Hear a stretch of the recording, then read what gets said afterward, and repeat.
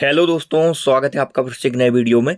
मैं CSY शोध करता हूँ आपके अपनी YouTube channel study with CSY में। जैसा कि दोस्तों हम कंटिन्यू बहुत ही इम्पोर्टेंट जीके पढ़ रहे हैं, उसी क्रम में आज हमने टॉपिक लिया है वायुमंडल। वायुमंडल से बनने वाले जो इम्पोर्टेंट क्वेश्चन है सारे इस वीडियो में कवर हो जाएंगे। आप क्लास में अंत तक बने रहिए। आप रेलवे की किसी भी वैकेंसी की तैयारी कर रहे हैं, चाहे वो NTPC, group D, RPF, SI constable कुछ भी हो, SSC GD सभी के लिए क्लास बहुत इंपॉर्टेंट होने वाली है। इस क्रम में हमारी एक क्लास हो चुकी है जो कि जनगणना से रिलेटेड है, आप उसे जरूर देखें। पहला प्रश्न है आपका, वायुमंडल कहते किसे हैं? वायुमंडल किसे कहते हैं? तो धरती के या पृथ्वी के चारों ओर मौजूद जो गैसीय आवरण होता है आपका, उसको हम वायुमंडल कहते हैं। वायुमंडल कई तरह के गैसों का मिश्रण है। गैसों के अलावा वायुमंडल में जलवाष्प व धूल कण भी मौजूद है। गैसों के अलावा इसमें आपके जलवाष्प और धूल कण भी मौजूद होते हैं। वायुमंडल में कितना प्रतिशत नाइट्रोजन है? वायुमंडल में कितना प्रतिशत नाइट्रोजन है? तो 78.07% यह आपका वायुमंडल में नाइट्रोजन का प्रतिशत है, जो कि सर्वाधिक है। सर्वाधिक यदि वायुमंडल में पूछे कौन सी गैस सर्वाधिक होती है, तो वो आपकी यहाँ पर कौन सी हो जाएगी? नाइट्रोजन हो जाएगी। इसके बाद यदि ब्रह्मांड में पूछे ब्रह्मांड में सर्वाधिक कौन सी है, तो आप इसे कमेंट में बताएंगे ब्रह्मांड में सर्वाधिक कौन सी गैस पाई जाती है। तो वायुमंडल में कितना प्रतिशत नाइट्रोजन है? तो 78.07% यह सर्वाधिक गैस है नाइट्रोजन, जो कि वायुमंडल में पाई जाती है 78.07%। वायुमंडल में कितना ऑर्गन है? तो 0.93% यह आपका ऑर्गन का प्रतिशत रहने वाला है। वायुमंडल में कार्बन डाइऑक्साइड की मात्रा कितनी है? तो यह आपकी 0.03% यह कार्बन डाइऑक्साइड की वायुमंडल में मात्रा है। वायुमंडल में कार्बन डाइऑक्साइड 0.03% है। वायुमंडल की सबसे महत्वपूर्ण गैस कौन सी है? तो कार्बन डाइऑक्साइड, जिसको हम CO2 भी बोलते हैं। इससे एक क्वेश्चन बहुत पूछा जाता है, शुष्क बर्फ ड्राई आइस किसे बोलते हैं? तो हम कार्बन डाइऑक्साइड को शुष्क बर्फ के नाम से जानते हैं। ऑक्सीजन गैस वायुमंडल में कितने किलोमीटर तक फैली है? तो 64 किलोमीटर तक आपकी ऑक्सीजन गैस फैली है, 64 किलोमीटर तक। किस गैस को जीवनदायिनी मानते हैं? तो O2 गैस आपकी ऑक्सीजन गैस है, जीवनदायिनी गैस मानी जाती है। इसके बाद वायुमंडल में ऑक्सीजन की मात्रा कितनी है? तो 20.99%, लगभग 21% हम इसे मेजर करते हैं। यह आपकी ऑक्सीजन की मात्रा है वायुमंडल में। कौन सी गैस के अभाव में हम ईंधन नहीं जला सकते? यदि आपका ऑक्सीजन नहीं होगा तो आप ईंधन नहीं जला पाएंगे। इसे आप प्रैक्टिकली घर पर भी कर सकते हैं। आप एक गिलास ले सकते हैं, गिलास इस प्रकार का आप गिलास ले लेंगे। आपने मोमबत्ती ली, यहाँ पर मोमबत्ती को जब आप जलाएंगे, जब इसमें आग प्रकट करेंगे, उसके बाद इसे आप ढक देंगे, ऐसे गिलास के द्वारा इसे ढक देंगे तो मोमबत्ती बुझ जाएगी। ऑक्सीजन की अनुपस्थिति में कोई भी जो ईंधन है वह जलता नहीं है। वायुमंडल में नियोन गैस की मात्रा कितनी है? नियोन कितनी होती है? 0.0018% यह आपकी नियोन होती है। हीलियम 0.005% होती है। ओजोन गैस की मात्रा कितनी है? ओजोन गैस है आपकी 0.001%। ओजोन यह हमें जो सूर्य से आने वाली पराबैंगनी किरणें हैं उनसे रक्षा करती है। वायुमंडल में सबसे कम मात्रा में कौन सी गैस पाई जाती है? तो आपकी ओजोन गैस पाई जाती है। ओजोन गैस सबसे कम मात्रा में पाई जाती है। सूर्य की पराबैंगनी किरणों को अवशोषित करने वाली गैस का नाम क्या है? कई बार पूछा गया है, चाहे SSC हो, चाहे आपका रेलवे हो, सब में यह क्वेश्चन रिपीट हुआ है। सूर्य के पराबैंगनी किरणों को अवशोषित करने वाली गैस का क्या नाम है? तो ओजोन है, जो ऑक्सीजन का ही अपूर्व है, इसे हम O3 बोलते हैं। पृथ्वी के सतह से 20 से 50 किलोमीटर की ऊंचाई के बीच कौन सी गैस पाई जाती है? तो ओजोन गैस पाई जाती है। 20 से 50 किलोमीटर की ऊंचाई के बीच ओजोन गैस आपकी पाई जाती है। किन गैसों की वजह से ओजोन की परत को क्षति पहुंच रही है? तो नाइट्रोजन ऑक्साइड, क्लोरोफ्लोरोकार्बन, जिसे हम CFC भी बोलते हैं, इसके द्वारा आपकी ओजोन को क्षति पहुंच रही है। ओजोन की जो परत है उसमें छिद्र भी देखे गए हैं। वायुमंडल की सबसे निचली परत का नाम क्या है? कई बार क्वेश्चन पूछा गया दोस्तों, यह प्रीवियस ईयर क्वेश्चन है सारे, जो कि कहीं ना कहीं एग्जाम में आए हुए हैं। बस यहाँ पर यदि हम लिख देते कि RPF में ऐसा आया है, SSCD में, तो और अच्छा लगता आपको, लेकिन इतने सजाने से कुछ नहीं होता दोस्तों। आप कंटेंट पर फोकस करिए। वायुमंडल की सबसे निचली परत का नाम क्या है? तो वो आपका क्षोभ मंडल है। क्षोभ मंडल आपके वायुमंडल की सबसे निचली परत होती है।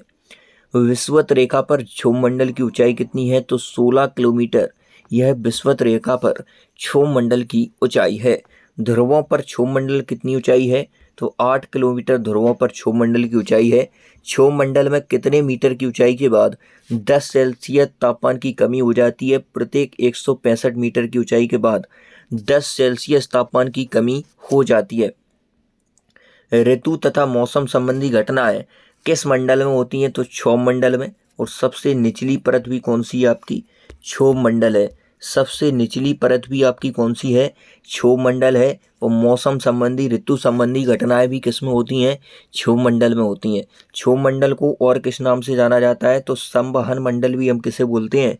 क्षोभ मंडल को हम संवहन मंडल भी बोलते हैं। सबसे निचली परत कौन सी है वायुमंडल की? क्षोभ मंडल है। और ऋतु तथा मौसम संबंधी घटनाएं किस मंडल में? क्षोभ मंडल में। क्षोभ मंडल को संवहन मंडल भी कहते हैं। संवहन मंडल के नाम से किस मंडल को जाना जाता है? क्षोभ मंडल को जाना जाता है। वायुमंडल की किस परत में हवाएं चला करती हैं? वायुमंडल में किस परत में हवाएं चलती हैं? तो क्षोभ मंडल में आपकी हवाएं चलती हैं। वायुमंडल का 97% भाग कितने किलोमीटर की ऊंचाई तक पाया जाता है? तो 29 किलोमीटर की ऊंचाई तक 97% भाग आपका पाया जाता है। वायुमंडल में क्षोभ मंडल की सीमा खत्म होने के बाद किस परत की सीमा चालू होती है? तो सबसे पहले आपका क्षोभ मंडल आता है जो कि सबसे नीचा मंडल है। उसके बाद ऋतु संबंधी मौसमी संबंधी घटनाएं इसमें होती हैं। संवहन मंडल हम क्षोभ मंडल को बोलते हैं। इसके बाद आपका समताप मंडल आता है। समताप मंडल यह आपका 18 से 32 किलोमीटर के बीच में फैला हुआ है।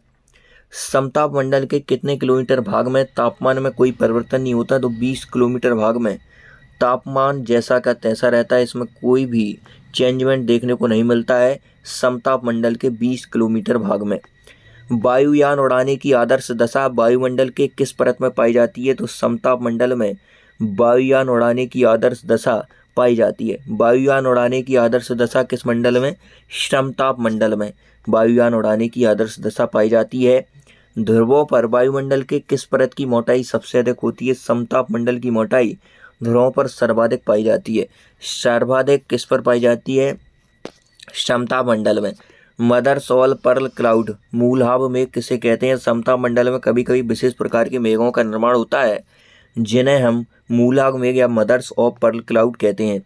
धरातल से 32 से 60 किलोमीटर, धरातल से कितना? 32 से 60 किलोमीटर के बीच में वायुमंडल की कौन सी परत है? तो ओजोन मंडल यह परत है आपकी। पृथ्वी का सुरक्षा कवच हम किसे कहते हैं? ओजोन मंडल को कहते हैं। ओजोन परत की मोटाई को मापने की इकाई कई बार पूछी गई है। डॉप्सन इकाई होती है। ओजोन किस में कैलकुलेट की जाती है? डॉप्सन इकाई में ओजोन आपकी कैलकुलेट की जाती है। वायुमंडल में किसकी ऊंचाई 60 से आपकी 640 किलोमीटर है? 60 से 640 किलोमीटर आयन मंडल है आपका। 60 से 640। रेडियो तरंगें किस परत में हैं? तो आयन मंडल में आपकी रेडियो तरंगें हैं। रेडियो तरंगें किस परत में है आपकी? यह आपकी आयन मंडल में है रेडियो तरंगें। रेडियो तरंगें आयन मंडल में हैं। टेलीफोन, रेडियो, टेलीविजन, रडार के लिए वायुमंडल की कौन सी परत जिम्मेदार है? आयन मंडल है। चाहे रेडियो हो, टेलीविजन हो, रडार हो, टेलीफोन हो, सबके लिए आपकी कौन सी परत जिम्मेदार है? आयन मंडल है। वायुमंडल में 640 किलोमीटर से ऊपर के भाग को क्या कहा जाता है? तो इसे हम बाह्य मंडल कहेंगे। बाह्य मंडल। वायुमंडल में किस गैस की प्रधानता होती है? तो हाइड्रोजन और हीलियम। हाइड्रोजन हीलियम आपके वायुमंडल में सर्वाधिक पाई जाती है। सूर्य तप क्या होता है? सूर्य तप। सूर्य तप क्या है?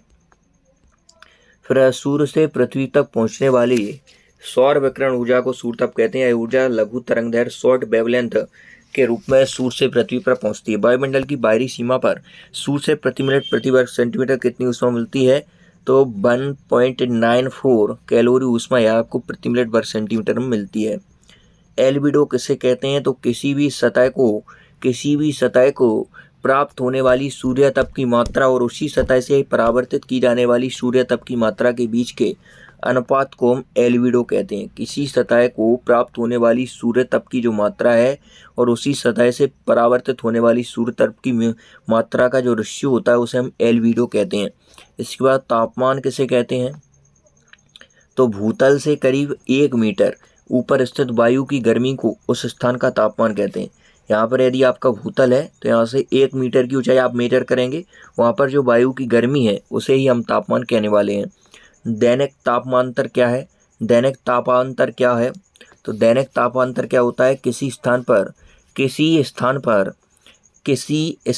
किसी एक दिन के अधिकतम व न्यूनतम तापमान के अंतर को वहाँ का दैनिक तापांतर कहा जाता है। जैसे आप सपोज करो कहीं इंदौर हो और वहाँ का लगभग 2 बजे 2 PM पर तापमान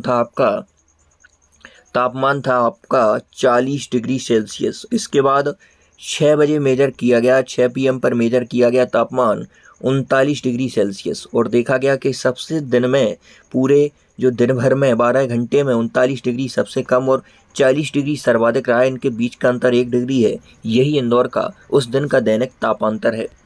इसके बाद अगला क्वेश्चन, इस प्रकार की PDF यदि आप डाउनलोड करना चाहते हैं, सारी PDF यदि आप जो वही पढ़ाए जाते हैं GK हो चाहे हिंदी हो, तो join Telegram channel, link description box में है।